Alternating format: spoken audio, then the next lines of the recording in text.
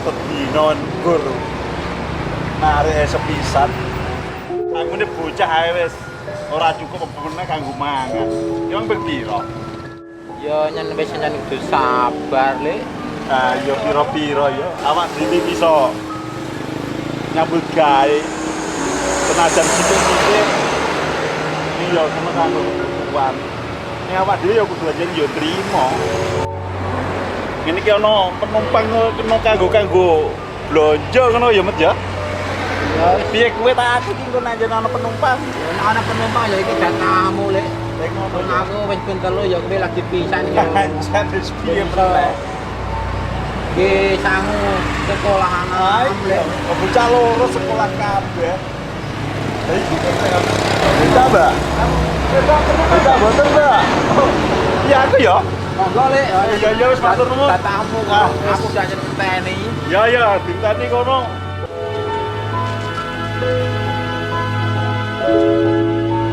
Oh, dari 15.000 nggih. Lampun monggo. Kena-kena gawe satu bocah-bocah.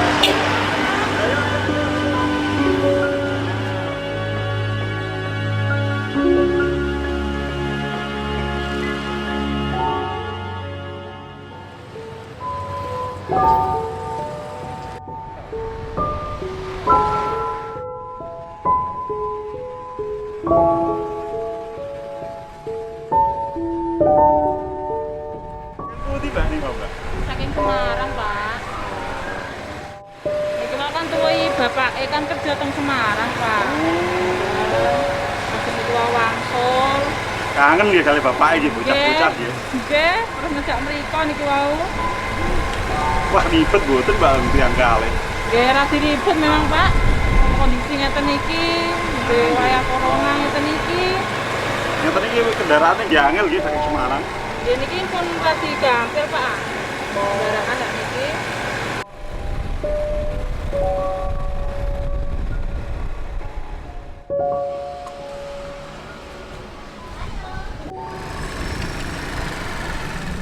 Yo mandep yo.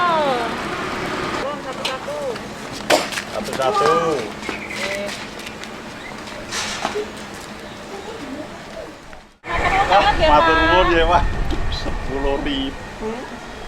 Monggo, Pak. Nggih, monggo matur nuwun ya, Mbak. Nggih, sami-sami.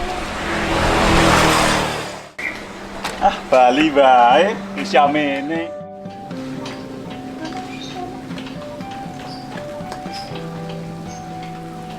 Gila apa sih mau kok suwe nek ra karuan. Lho, lagi masak godhog-godhog banyu. Iki lho. Lah untuk duwe iki ditampa ya. Wis anjen iki kena gawe apa-apa. Jauh oleh Wis duwe. pira wae dhewe iki hanya papan ngene. Wis ngaso-ngaso kene sak. Iki cuma. Iki mau tak Waduh. gawekno teh. Teh ya. Yo masak apa mau? Masak kalau mau sayur asem. Wih, kono tempene ta ora? Cuk tempe-tempe lela. Ono mau? Yo ketoke yo no. Ya. Saya nek mangan sik iki tempe. Kita gawane iki lho, Bu.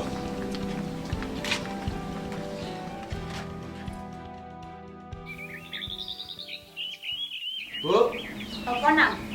niki mangke kula wangsul rada sonten mboten napa-napa nggih, Bu nggih. Yo ora apa-apa. Masih penting anggere wong apik-apik wae ora apa-apa. Nggih. Engko masakno apa nang? Masakno kok biasane, Bu? Apa? Dedo bening karo petet. Boleh. Ya wis senengane petet ae jangan bening. Jan Yo sebut tak masak. paling enak petet to, Bu. Aku yang ngajak yo. Yo, apa nih?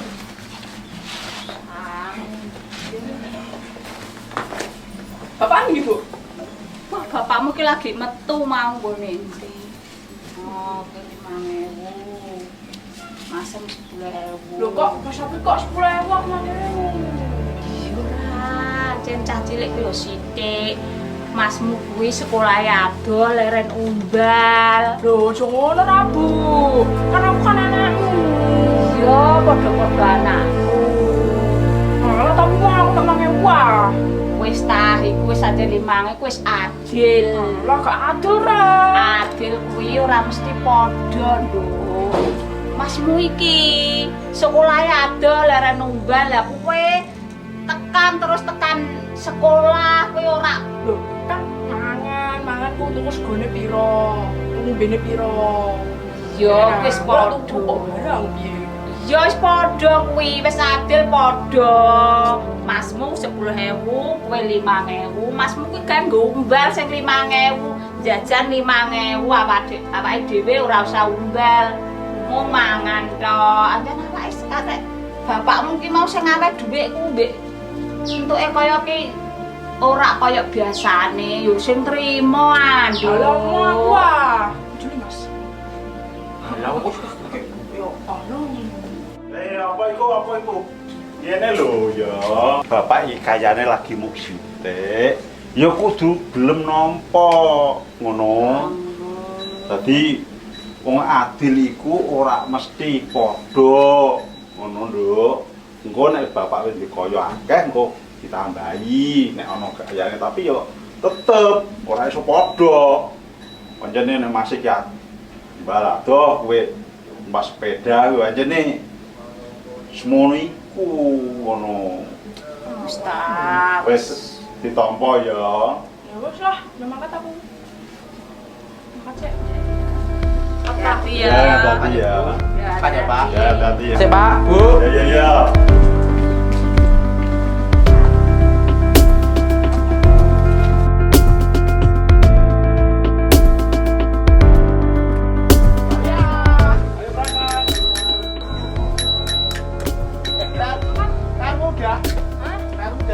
Wah, hati aku. Wes, piye? Langsung iki. Wah, buku. Tak. Ya dilus-lus semua. Lu gak ada lah. Wis ayo mangkat sekolah penting. Masalah. Wah, Tapi susah, Lah, kok susah. pikir bocah sekolah. Sing udah meren-merenan kuwi. Nah, iya piye meneh wong aja ketara anjene yo duwike gak enek. Wong adil iku ora mesti padha. Iku wis bener iku mau. Dadi wong aja kanane ngono yo keadilan iku tetep dijalakno senajan apa wae sing terjadi ngono. Orang yang paling sedih dan yang paling menderita di dunia ini adalah seorang ibu yang memiliki seorang anak, tetapi anaknya tidak mau mendengarkan perkataan nasihat dari seorang ibu. Saudara yang dikasihi Tuhan, demikian juga yang telah kita lihat melalui drama singkat yang bersama-sama kita ketahui bagaimana hati seorang ibu menjadi hancur ketika salah satu anaknya tidak mau menuruti nasihatnya. Seorang ibu tidak mampu untuk menahan kesedihannya. Bagaimana air mata mewakili kesedihan yang begitu dalam dari seorang ibu atas anaknya yang tidak mau mendengarkan perkataannya. Akan tetapi sebagai seorang istri yang baik, dia tetap mendukung suaminya untuk menyatakan keadilan di tengah-tengah keluarganya. Jadi seorang istri tetap mendukung keputusan sang suami untuk menegakkan keadilan di tengah-tengah keluarganya. Seperti hal yang akan kita pelajari pada saat ini, saudaraku, kita akan bersama-sama belajar tentang keadilan Allah. Lalu seperti apakah keadilan Allah itu? Kita akan belajar lebih dalam lagi, tetapi mari kita berdoa terlebih dahulu. Mari kita berdoa. Bapa yang baik, Tuhan kami Yesus Kristus, sebentar kami akan menikmati kebenaran firman-Mu.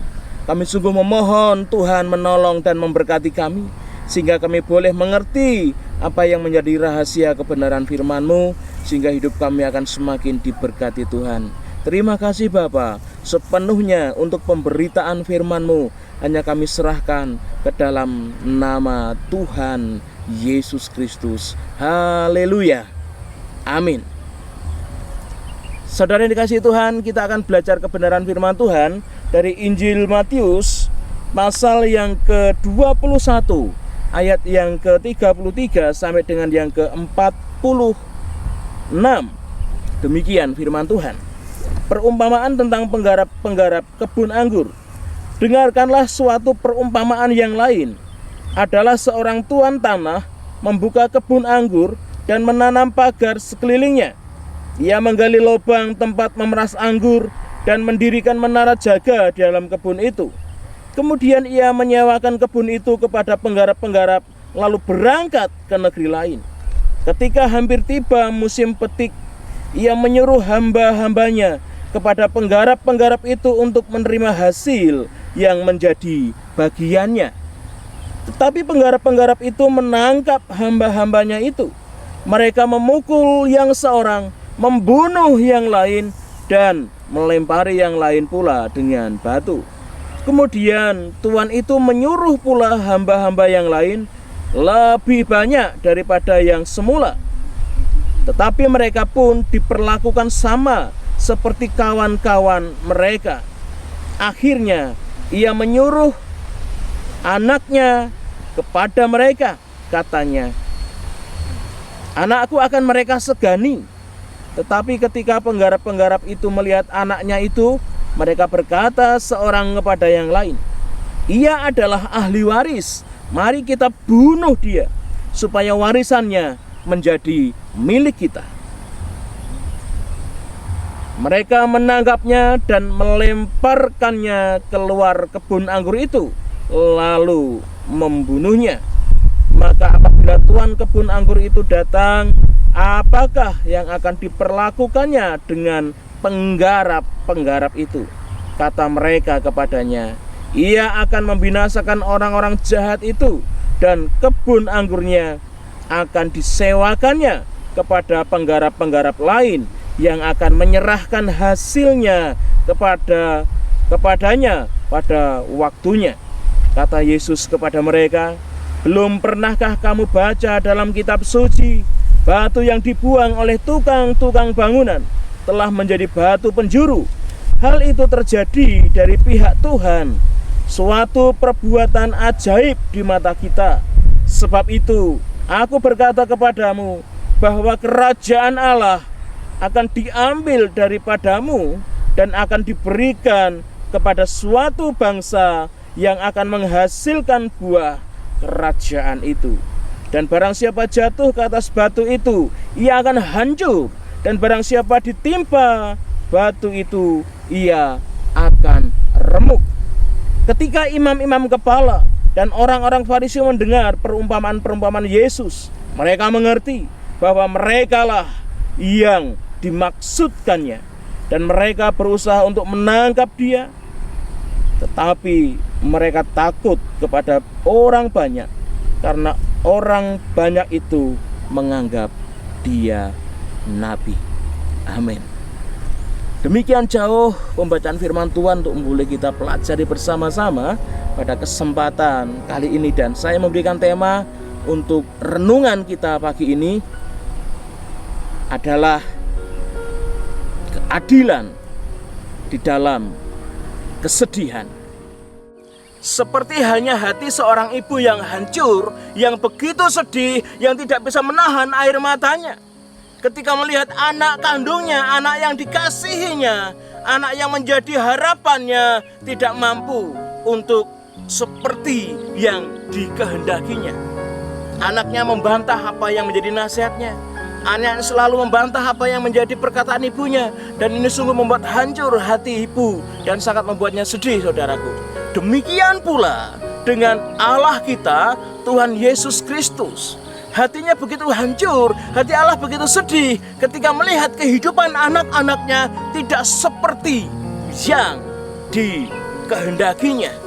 Saudaraku yang dikasihi Tuhan, sama halnya seperti orang tua yang bekerja keras, becak, terkena panas terik matahari, kemeringat, demi menghidupi keluarganya. Tetapi ketika seorang ayah bekerja keras untuk menghidupi keluarganya, tetapi anak-anaknya tidak mau nurut sama bapak atau ibunya, ini membuat hati orang tua hancur. Saudaraku, demikianlah hati bapak. Hati bapak pun sedih ketika melihat kehidupan anak-anak yang dikasihinya itu tidak mau seturut apa yang menjadi kehendaknya. Padahal Tuhan itu sudah memberikan yang maksimal di dalam menyatakan kasih di dalam kehidupan anak-anaknya. Apa yang kurang, saudara? Allah sudah memberikan segala-galanya untuk setiap kehidupan anak-anak Tuhan. Tetapi seringkali anak-anak Tuhan tidak mau menturuti apa yang menjadi kehendak Bapa. Ini sangat jelas tergambar di dalam perumpamaan yang sudah kita baca baru saja. Bagaimana digambarkan Allah itu sama halnya seperti tuan tanah yang membuka perkebunan anggur. Untuk kebun anggurnya Allah sudah memberikan yang terbaik, saudara. Sudah ada pagar mengelilingi kebun anggur supaya tidak dirusak orang.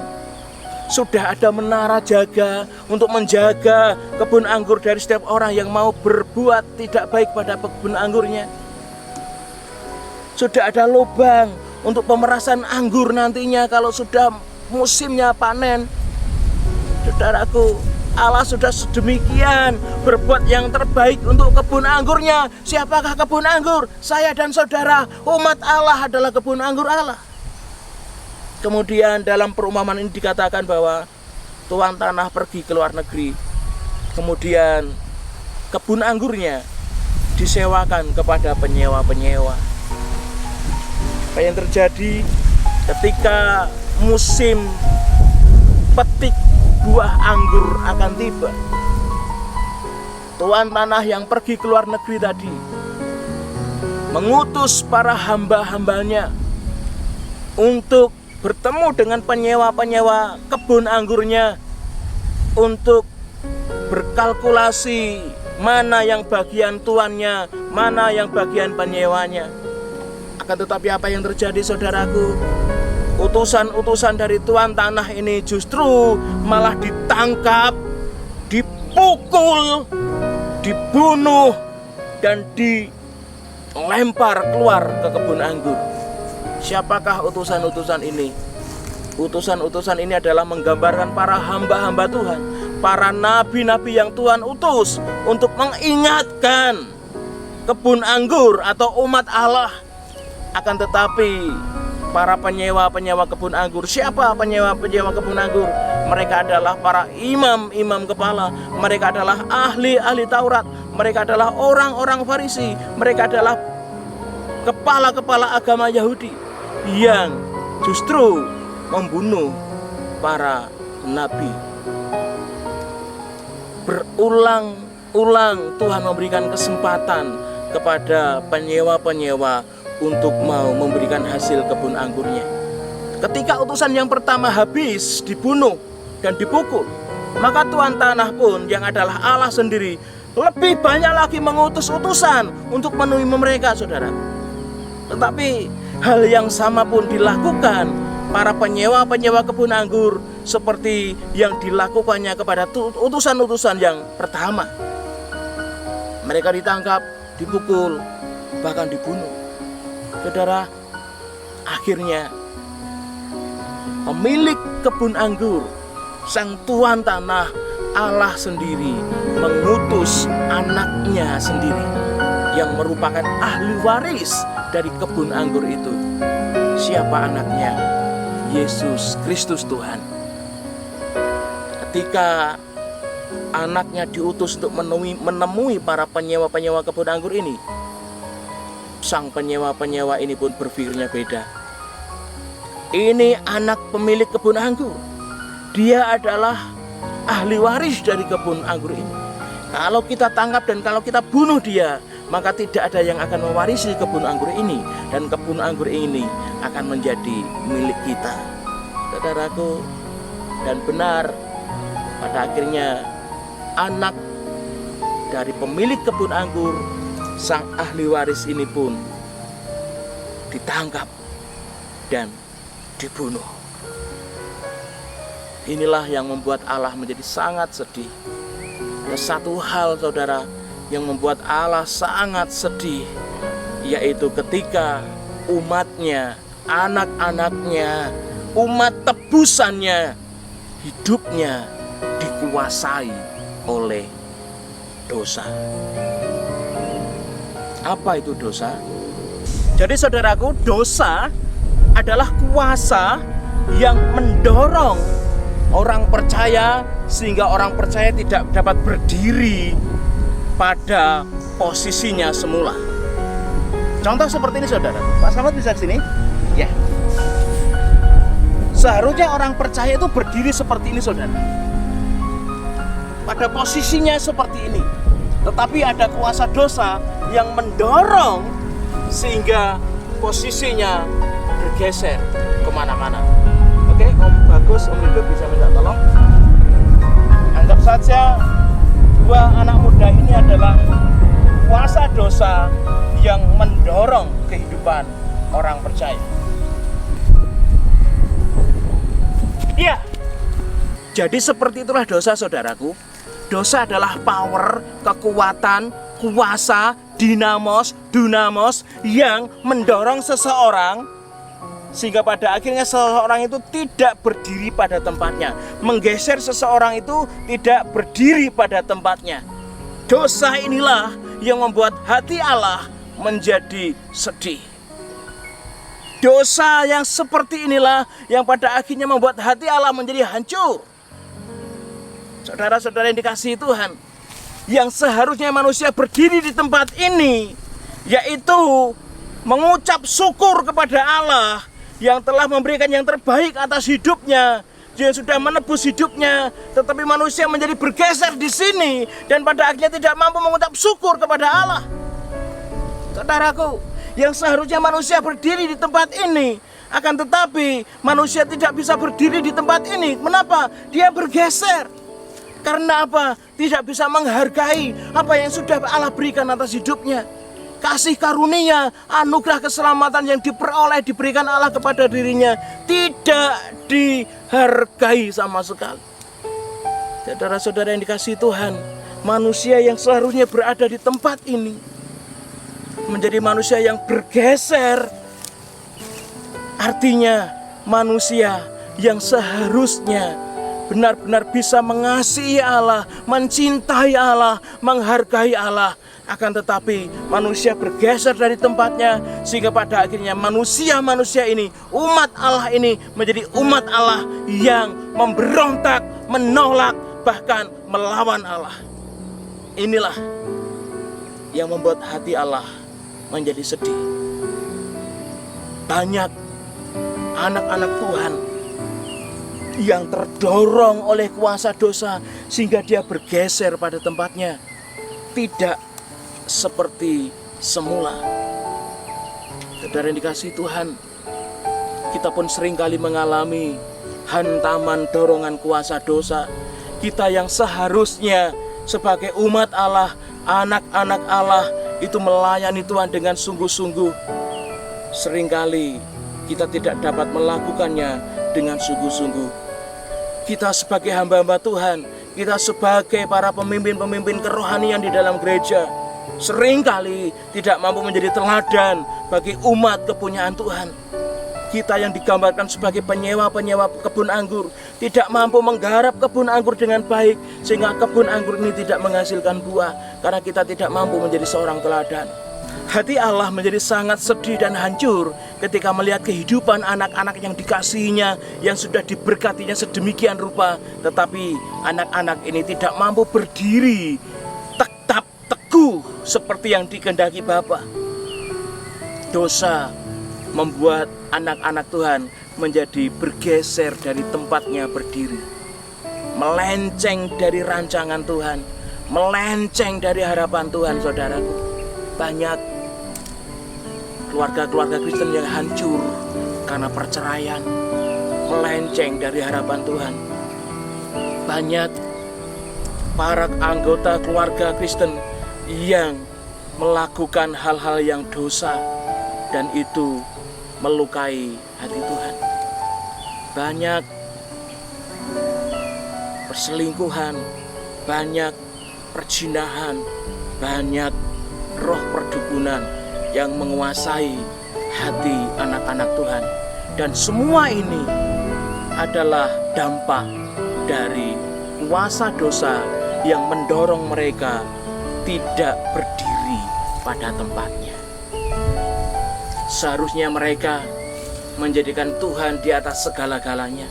Seharusnya anak-anak Tuhan selalu menjadikan Tuhan sebagai satu tempat untuk mengadu akan setiap pergumulan hidupnya. Tapi seringkali juga banyak anak-anak Tuhan yang mengadukan setiap pergumulannya kepada Mbah Dukun.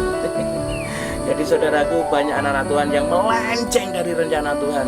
Kita saat ini diperingatkan oleh firman Tuhan bahwa semua itu membuat hati Allah sedih dan hancur. Akan tetapi, meskipun dalam kesedihan yang dalam, keadilan Allah harus tetap ditegakkan. Keadilan Tuhan harus berjalan seimbang dengan kasih-Nya. Sama halnya seperti rel kereta api, saudara. Sama rata, sejajar, dari ujung sampai ke ujung. Seperti itulah keadilan dan kasih Allah harus berjalan bersama-sama. Kita akan melihat seperti apakah keadilan Allah itu. Kita akan mempelajari lebih dalam bagaimanakah keadilan Allah itu akan dinyatakan di dalam kehidupan orang percaya, anak-anak Tuhan yang dikasihinya. Mari kita perhatikan di ayat yang ke-43, saudara. Sebab itu aku berkata kepadamu bahwa kerajaan Allah akan diambil daripadamu. Ini yang pertama. Jadi keadilan Allah yang akan dinyatakan kepada umatnya adalah mengambil apa yang sudah diberikan Allah kepada umat yang dikasihinya, yang dimana dalam tanda kutip di sini umat yang dikasihinya tidak mampu menjaga apa yang sudah diberikan Allah. Apakah itu? Anugerah keselamatan. Kerajaan Allah sudah dalam genggaman anak-anak Tuhan. Akan tetapi jika umat Allah, orang percaya, wong Kristen, kalau dia tidak mampu untuk mempertanggungjawabkan dengan benar, mengerjakan keselamatannya dengan baik, maka sangat jelas firman Tuhan mengingatkan kita semua bahwa Allah sang empunya kerajaan Allah akan mengambil itu dari kehidupan orang-orang percaya yang tidak menghargai apa yang Allah berikan. Jadi saudara-saudara yang dikasihi dan diberkati Tuhan, inilah keadilan Allah. Orang yang bersalah harus dihukum. Orang yang menolak kerajaan Allah pun tidak akan mendapatkan bagian kerajaan Allah. Apa yang sudah dalam genggaman kita bisa hilang begitu saja karena kita sendiri tidak mampu untuk menjaga apa yang sudah kita terima dari Tuhan. Tidak mudah. Jadi kalau mau saya katakan pagi ini, saudara, apakah anugerah keselamatan yang kita miliki bisa hilang? Saya mau katakan bisa. Kalau kita menolak keselamatan itu, kalau kita membuang keselamatan itu, maka keselamatan kerajaan Allah itu tidak akan menjadi bagian di dalam hidup saya dan saudara. Inilah keadilan Tuhan. Keadilan Allah bukan kuantitas, saudara. Keadilan Allah adalah keadilan yang kualitatif. Apa itu? Keadilan Allah bukan hitungan angka dan angka, satu dengan satu semua, begitu, tidak seperti itu. Tetapi keadilan Allah adalah kualitatif, artinya sesuai dengan kebutuhan. Inilah keadilan Allah. Oleh sebab itu, keadilan Allah yang kedua, selain dia mengambil apa yang diberikan kepada orang-orang yang diberikannya tanggung jawab keselamatan, tetapi tidak bisa menjaga keselamatan itu, yang kedua, keadilan Allah adalah memberikan keselamatan, memberikan kerajaan Allah kepada bangsa-bangsa di luar Israel yang mau menerima anugerah keselamatan dan mau menghasilkan buah untuk kemuliaan Tuhan. Sangat jelas saudaraku, kita masih baca di ayat yang ke-43. Sebab itu aku berkata kepadamu bahwa kerajaan Allah akan diambil daripadamu dan akan diberikan kepada suatu bangsa yang akan menghasilkan buah kerajaan itu. Allah akan memberikan dengan cuma-cuma kerajaan Allah, sukacita keselamatan kepada bangsa-bangsa lain yang mau menerima dengan sukacita, yang dalam kehidupannya mau menghasilkan buah bagi kemuliaan Allah, saudara. Jadi sangat disayang-sayangkan sekali kalau saya dan saudara, orang-orang yang sudah menerima kabar sukacita, menerima keselamatan dari Allah, menerima kerajaan Allah menjadi bagian warisan kita, tetapi kita menolaknya dan kita membuangnya.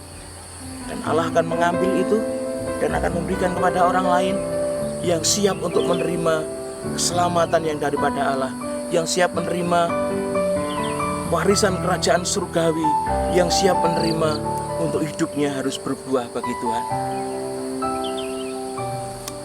Jadi Bapak, Ibu, dan saudaraku yang dikasihi dan diberkati Tuhan, supaya Allah tidak mengambil bagian yang sudah menjadi milik kita, mari kita sebagai orang percaya, hidup kita harus menghasilkan buah. Inilah yang Allah rindukan. Inilah yang Allah mau, tidak lain tidak bukan adalah supaya hidup setiap anak-anaknya, orang-orang percaya itu menghasilkan buah untuk kemuliaan Allah. Artinya, hidup yang berbuah adalah hidup yang menjadikan Tuhan kita Yesus Kristus tersenyum, tidak bersedih, tidak menangis, tidak berduka. Firman Tuhan mengingatkan kita semua, hidup yang berbuah adalah hidup yang dikehendaki Tuhan. Biarlah setiap hari kita tidak mengenal musim hujan, musim panas, terus menghasilkan buah yang manis untuk kemuliaan Tuhan. Buah-buah pertobatan seperti yang telah tertulis di dalam surat Galatia. Buah roh adalah kasih, sukacita, damai sejahtera, penguasaan diri, kelemah lembutan, kebaikan. Itulah yang seharusnya muncul dari kehidupan orang percaya. Saudara, memang tidak mudah menjadi anak-anak Tuhan. Kita harus mengerti kehendak Allah. Kehendak Allah adalah hidup kita harus mengeluarkan buah bagi kemuliaannya. Ada firman Tuhan mengatakan, pohon akan dikenali dari buahnya. Kalau hidup kita, saudara, menghasilkan buah-buah yang baik, yang manis, yang lezat, yang semuanya itu adalah untuk kemuliaan Tuhan, maka orang-orang dunia ini akan melihat siapakah pohon kita. Dan orang-orang akan melihat Yesus Kristuslah pohon. Dan kita semua adalah carang-carangnya yang mengeluarkan buah untuk kemuliaan Tuhan. Amin. Ini yang Allah rindukan. Ini yang benar-benar Allah sangat rindukan dari setiap kita yang telah menerima anugerah keselamatan. Kita semua orang percaya yang telah menerima warisan kerajaan Allah. Jangan sampai apa yang sudah kita miliki ini diambil kembali oleh Tuhan. Kenapa?